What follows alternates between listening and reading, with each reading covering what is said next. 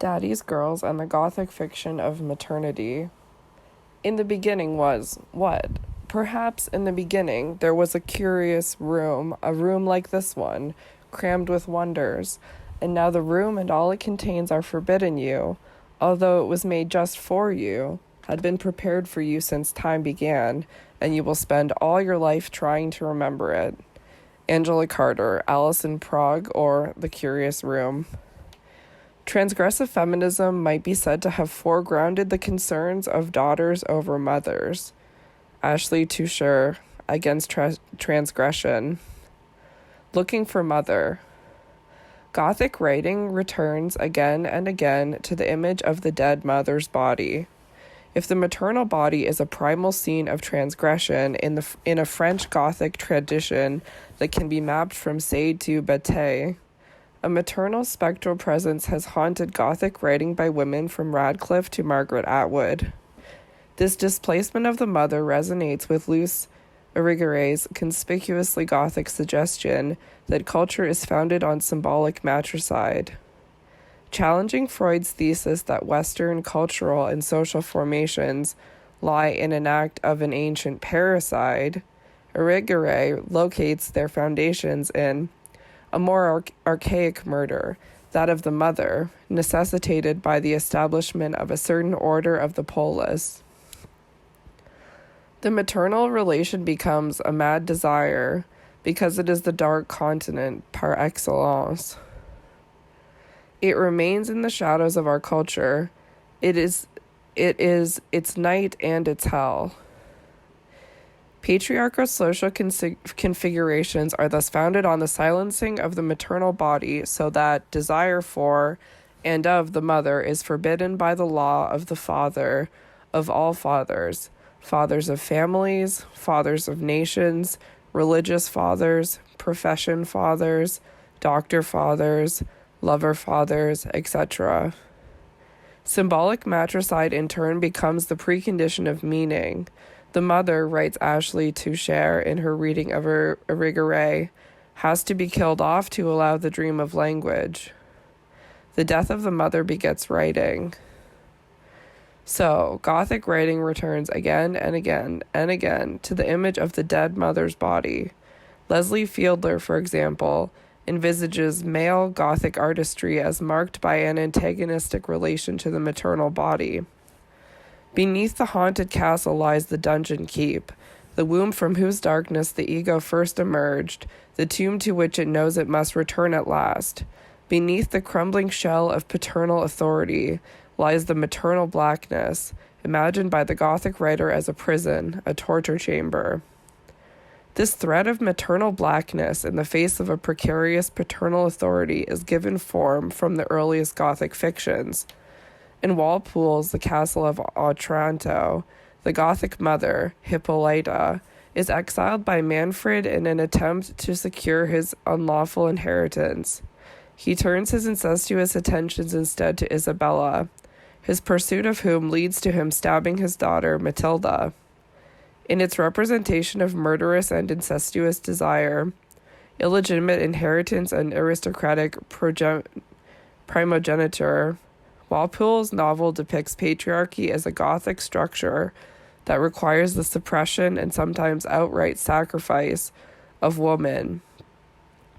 Lewis's The Monk evinces a yet more sinister matrophobia, punishing Agnes for her pregnancy by burying her alive in the grim recesses beneath the convent. If the reproductive body is the object of vehement and relentless violence in the Sadian Gothic, the maternal corpse becomes a constant fascination and site of poetry, poetic play. For Poe, Muse, Madonna, or whore, the mother is always Gothic. The mother's body is also an uncanny presence in Gothic writing by women. Claire Kahane, for example, famously identifies the Gothic heroine's confrontation with the spectral presence of a dead, undead mother, archaic and all-encompassing, as a key trope of the female Gothic. Such maternal haunting is exemplified by Radcliffe's A Sicilian Romance, and Julia's rediscovery of her mother, Luisa Bernini, in an ancient subterranean vault in the Gothic castle. Shifting the focus from Fiedler's conceptualization of the male Gothicist's confrontation with the maternal blackness, Alison Milbank argues that the image of the Gothic heroine fleeing a tyrant through the passages of an ancient castle can be seen to represent both female anxieties about male penetration and the need to flee the recesses of the castle as maternal body, with its blurrings of inside and outside, self and not self, into individuation. However, while psychoanalytic feminist criticism has opened up a space in which to rethink the mother-daughter relationship within the Gothic context, does it provide a way out of alienation for the Gothic mother? There is a danger that foregrounding the Gothic daughter means that the Gothic mother is left buried alive within the labyrinthine spaces of the Gothic castle, as a manifestation of either the Freudian uncanny or the horror of female sexual identity. Carter's claim that in her imaginative topography houses stood in for mothers echoes the synonymy of Gothic structures and the maternal body. Houses and buildings in Carter's fiction are marked by their dusty and cobwebbed interiors, eclectic furnishings, and theatrical paraphernalia. They also represent, as Sage describes, a sense of the past as a storeroom of properties and costumes to try on, including more narrowly literature's past, the house of fiction's heritage. The houses in the early books are fascinating, threatening places, for houses may symbolize mothers, but they belong nonetheless to patriarchal proprietors. Very often, these houses are inhabited by young women in the thrall of illusory father figures. Melanie's father is a lecturer, or a lecher, in Victoria's Parapraxis, whose death turns her over to Uncle Philip, who presides over the sinister toy shop, a Gothic parody of the family home. Marianne's father in Heroes and Villains is also a professor who teaches his daughter reading, writing, and history in the White Tower, and she in turn loved him so much she only wished she could be more sure he was really there. Albertina, too, is an obedient daughter who turns her father's dreams into flesh, while her mother's embalmed body lies still in his castle like a wax sleeping beauty. Although a Gothic sleeping beauty herself, the Lady of the House of Love is similarly caught up in a relentless script of death and destruction as a daughter of Dracula. Carter's fiction may be populated by daddy's girls, but Mother, Sage suggests, is almost a missing person in her writing. However, while biological mothers may be frequently absent from the pages of Carter's fiction, images of motherhood and the maternal proliferate in her writing. A closer inspection of the dusty houses reveals that they are occupied too by an animated cast of maternal figures. In Shadow Dance, for example, Morris projects a maternal affection onto the singing Stroldbrug, who, echoing Swift's immortal Stroldbrugs, squats in one of the abandoned and decrepit houses that he plunders with Honey Buzzard. When Honey, in the guise of a specter, a madman, a vampire, tries to scare her to death, Morris cries out in his sleep that he has killed his own mother. Carter's fiction is filled too with surrogate mothers, from Aunt Margaret and Mrs. Rundle in The Magic Toy Shop and Mrs. Green in Heroes and Villains, to Lizzie in Nights at the Circus and the Chance sisters in Wise Children. Nevertheless, Carter has been accused of both taking up and privileging the daughter's perspective in her writing, and more specifically of adopting the position of the daddy's girl, in terms of both her thematic preoccupations and her own enthralled relation to her paternal literary inheritance. Returning once again to Sade as a founding father of transgressive writing, this chapter begins by exploring the matricidal impulse that underlies the education of the Sadian Gothic heroine.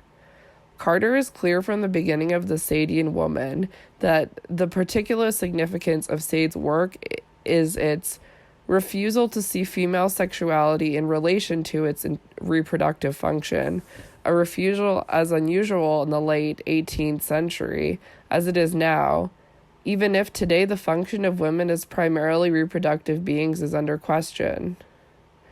In what follows, I analyze Carter's explorations of the freedoms afforded to the Gothic daughter by the Sadian Gothic, as well as the re-education of the Sadian heroine by the mother in the Bloody Chamber.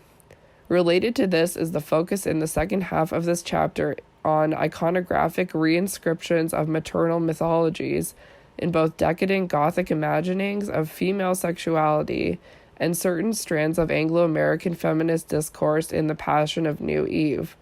The last part of the chapter returns both daughter and mother to the Gothic text to examine Nights at the Circus as a fiction of maternity. Sadian death sentences. Sade's work is shot through with matricidal and matrophobic impulses, while the mother is treated as a figure of revulsion. The reproductive body becomes a frequent site of violence and humiliation, arguing that the active negation of the mother is the primal fantasy underpinning the Sadian imaginary. Susan Rubin Suleiman notes that the womb and the breasts are favorite loci of torture, but not of pleasure, in the Sadian text. Such a hatred of both mothers and the maternal is powerfully present in Justine, which offers up gruesome violations of the reproductive body, with particular expressions of disgust directed at the vagina and uterus. For example, one of Dom Severino's many acts of torture involves using a perfidious machine to blast a powerful stream of nearly boiling hot water into the last depths of Justine's womb, while he showers an uninterrupted stream of invectives upon the parts he is molesting.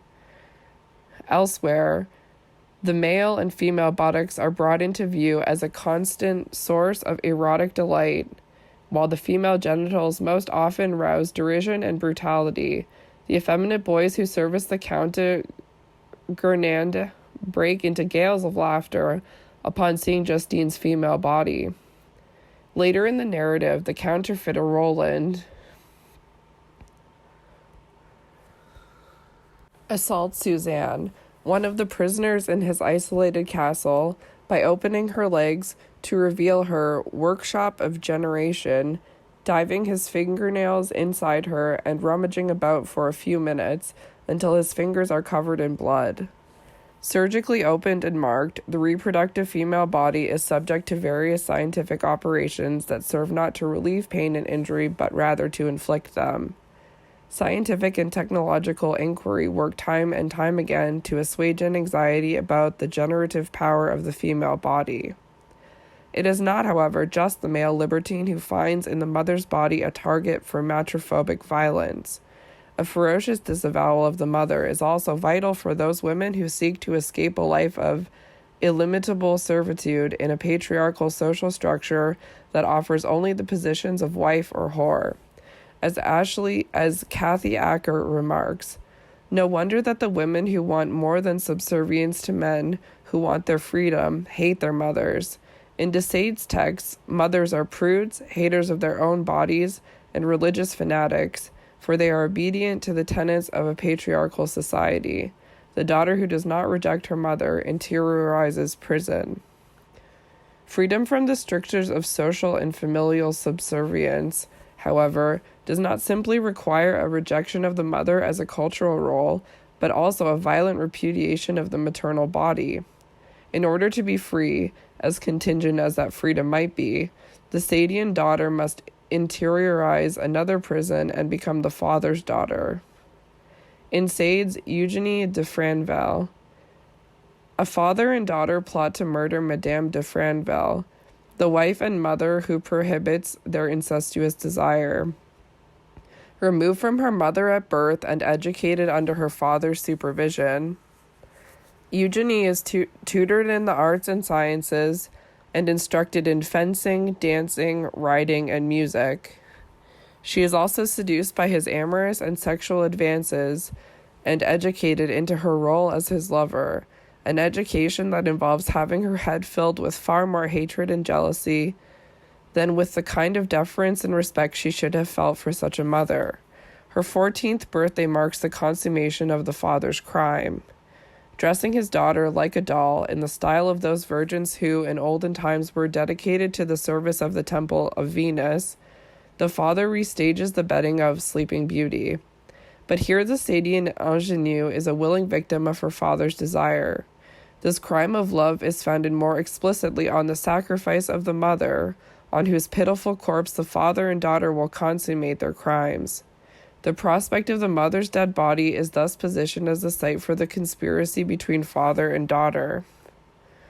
Although Carter's drafts for the Sadian Woman include notes from this Gothic story, they are not developed beyond a brief reference in the final version. However, Carter's positioning of Eugénie de Franville as a straightforward moral tale, rather than something that is explicitly pornographic, establishes a framework for her analysis of Sade's longer and much crueler work, La Philosophie dans le Boudoir, 1795, translated as Philosophy in the Bedroom.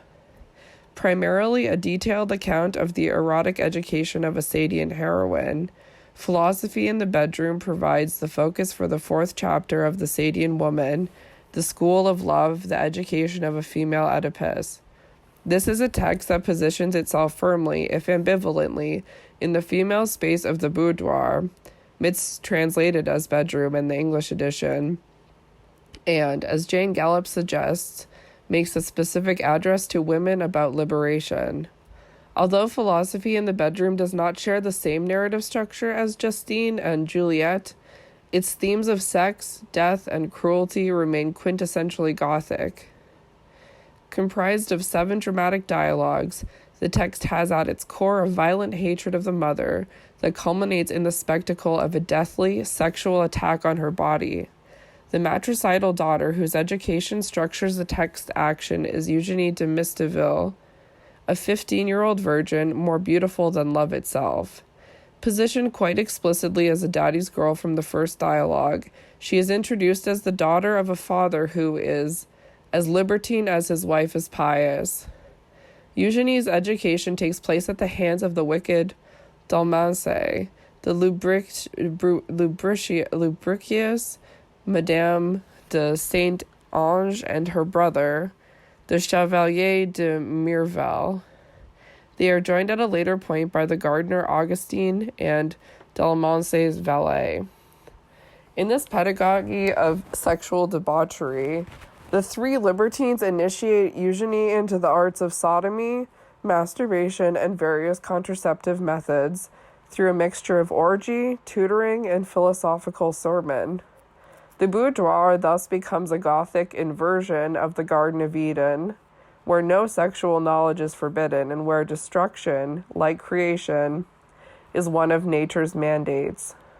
It is a place where female sexuality is antonymous, rather than synonymous, with reproduction. Running throughout the text is a violent repudiation of not only the mother, but also her reproductive agency.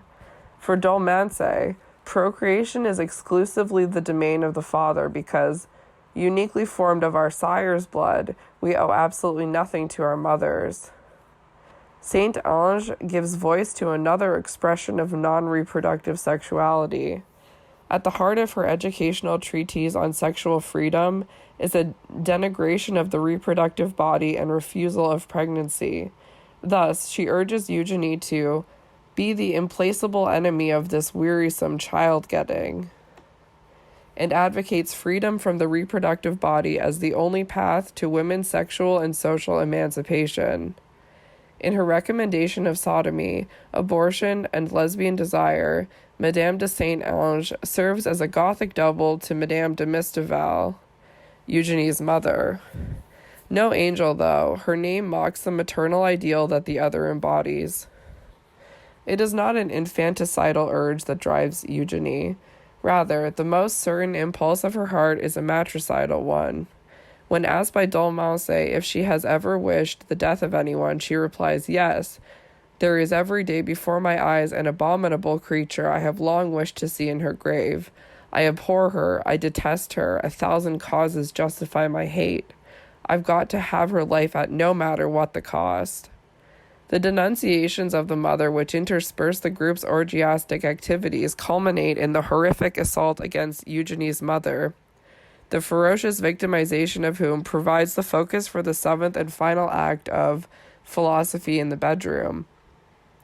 Towards the end of the 6th act, the libertines receive a letter from Eugenie's father, warning of his wife's imminent arrival to rescue her daughter and urging them to punish her impertinence with exceeding rigor. This paternal instruction, an effective death sentence, is welcomed by the daughter, who participates joyfully in the vicious brutalization of her mother. Where Eugenie de Franville plotted with her father to remove Madame de Franville as a sexual rival, Eugenie acts here as the father's emissary, engaging in an incestuous assault against her mother. Eugenie ecstatically exclaims, "Eugenie, come, dear lovely mamma, come, let me serve you as a husband. Here I am, at one stroke incestuous, adulteress, sodomite, and all that in a girl who only lost her maidenhood today. What progress, my friends! With what rapidity I advance along the thorny road of vice."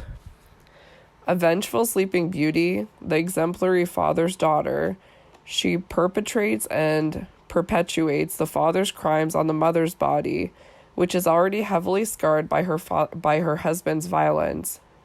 The daughter's matricidal desire converges with the libertine's matrophobic anxieties as Madame de Mistival is beaten, raped, and whipped with thorns.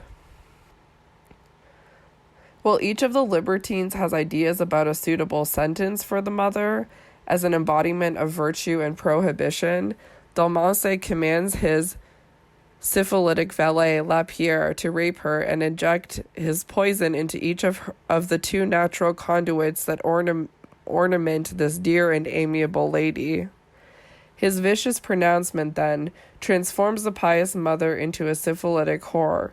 In representing the degradation and torture of the mother, Mary Jacobus suggests, Sade makes it clear that the mother is the object of abomination in exact proportion to her conventional sacredness. This problem of the mother is finally sewn up by Eugenie herself, who, having already penetrated her mother in the vagina and anus with a dildo, demands a needle and thread to stitch up her genitals. Eugenie, from time to time pricking the lips of the cunt, occasionally stabbing its interior, and sometimes using her needle on her mother's belly and mons veneris. Pay no attention to it, mamma, I am simply testing the point. Le Chevalier, the little whore wants to bleed her to death. The red stitch marks and pricks of the needle point reenact the bloody cuts inflicted by Eugenie's father that have left Madame de Mistival's skin looking like moire taffeta. The vampiric daughter thus reinscribed the sins of the father on the mother's body and aligns herself with the paternal sentence. As a substitute for the absent father, Dalmasse requests a panorama of asses on which to gaze as he metes out Madame de Mistival's final punishment, sewing up her anus in a spectacular display of non-reproductive sexuality. Just as his sperm flows across the mother's buttocks at the finale of this brutal Gothic theater, Dalmasse issues the closing words of the text. The mother's body becomes a pornographic palimpsest, written over in the father's bloody and spermatic ink. In The Sadian Woman, Carter interprets Sade's treatment of the mother-daughter relationship in philosophy in the bedroom as an extreme and melodramatized, indeed pornographized, description of the antipathy between mothers and daughters, one that retains elements of the early erotic relation with the mother that has been more fully explored and documented in Men. Carter's distinctly Freudian reading of Sade's work rearticulates Eugenie's attitude towards her mother as an Oedipal conflict. Eugenie punishes her mother for attempting to curtail her sexual experience and freedom, but also to remove the possibility of rivalry, the only reason her mother might possibly have to wish to repress her daughter's sexuality. The Sadian daughter, she proposes, fucks her mother out of vengeance and so finds herself in the position of a female Oedipus, but she is not blinded, she is enlightened. Then, in spite and rage, she seals up the organs of generation that bore her, and so ensures that her mother will not fuck again with anyone. In her assault on the mother, Eugenie, like Eugenie de Franville, becomes the father's accomplice and commits her crime knowingly. The boudoir becomes in turn an inverted Eden beyond the knowledge of good and evil. Closing up the maternal body, Eugenie is able to establish her own position as a liberated sexual object, a new Eve reborn of the father. The daughter's liberation does not only require freedom from reproductive sexuality, it also requires a sacrifice of the mother. Although Eugenie frees herself from maternal control, she remains under the authority of the father, whose letter authorizes the matricidal assault. Carter highlights then that the destruction of the mother creates Eugenie's autonomy at the very same moment that it marks the limits of that autonomy, an autonomy that is well policed by the faceless authority beyond the nursery, outside the mirror, the father who knows all, sees all, and permits almost everything except absolute freedom. Like Juliet, Eugenie is a Sadian woman who subverts only her own socially conditioned role in the world of God, the king, and the law. She does not subvert her society. Sade's text ostensibly makes claims for a sexual space for women, in terms of both its location in the female domain of the boudoir and the promise of sexual freedom articulated in its accompanying political pamphlet. Yet another effort, Frenchmen, if you would become Republicans. But in the end, the philosophy brought into the female space of the boudoir is a resolutely masculine one.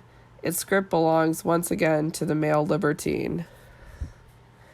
The messy philosophy, written in blood and sperm, evinced in Philosophy in the Bedroom, may free up the Sadian daughter, but only at the expense of the mother.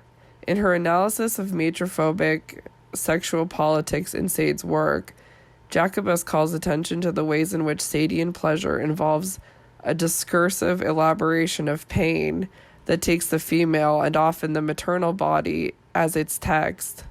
In the Sadian imaginary, sexuality is a sign system inscribed on a feminine surface with pen, whip, and even needle.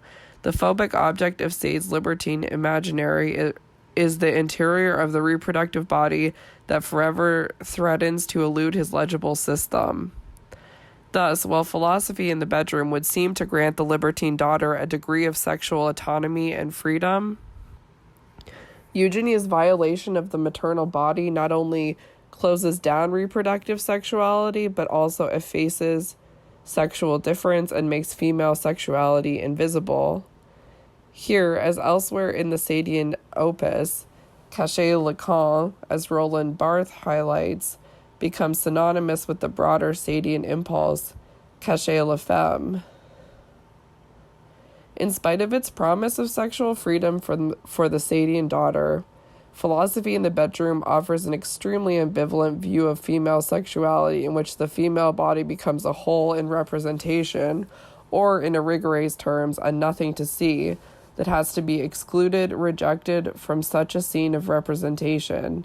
Women's genitals are simply absent, masked, sewn back up inside their crack. Although Carter proposes that Madame de Mistaval is only an object of attack, insofar as she represents the synonymy of female sexuality and reproduction, her analysis of Eugenie's assault has been seen as evidence that she privileges the daughter's point of view at the expense of the mother. This position is one, then, that exemplifies Taucher's suggestion that transgressive feminism might be said to have foregrounded the concerns of daughters over mothers. However, Carter's reading of Philosophy in the Bedroom does not rest only on a repudiation of reproductive definitions of female sexuality. It brings to the surface, too, albeit more subtly, the subject of the mother's desire. For Carter argues that the taboo that cannot be transgressed in Sade's text is the mother's sexual pleasure. While violating her mother, Eugenie declares that Madame de Mistaval looks as if she is about to orgasm. "I believe, dear mother, you are discharging." At which point Madame de Mistaval loses consciousness. Carter's interpretation of this crucial silence in the text is significant insofar as it recontextualizes Madame de Mistaval's sexuality. Mother must never be allowed to come, and so to come alive. She cannot be corrupted into the experience of sexual pleasure and so set free. She is locked forever in the fortress of her flesh, a sleeping beauty whose lapse of being is absolute and eternal. If she were allowed to taste one single moment's pleasure in the abuses that are heaped upon her, abuses that would glut Saint Ang on her own daughter with joy, or her own daughter with joy, that would overthrow the whole scheme. It is the mother's orgasm, Carter proposes, that cannot be contemplated within the confines of Sade's sexual economy. What Sade's text might intimate is the potential of a desirous encounter between mother and daughter from which the father is absent. Perhaps, Carter suggests, father is always absent from this scenario because, in fact, he does not exist. What is most radical about the Sadian woman, then, is not just its debunking of the illusory power of the father, or even the daughter's freedom to fuck, but its returning of the mother-daughter relationship, and the mother as a desiring subject, to the Sadian text. Return of the mother. The mother's return to save the daughter from the Sadian libertine is dramatically restaged in The Bloody Chamber, as extravagantly literary rewriting of Perrault's 17th century fairy tale La Barbe Bleue.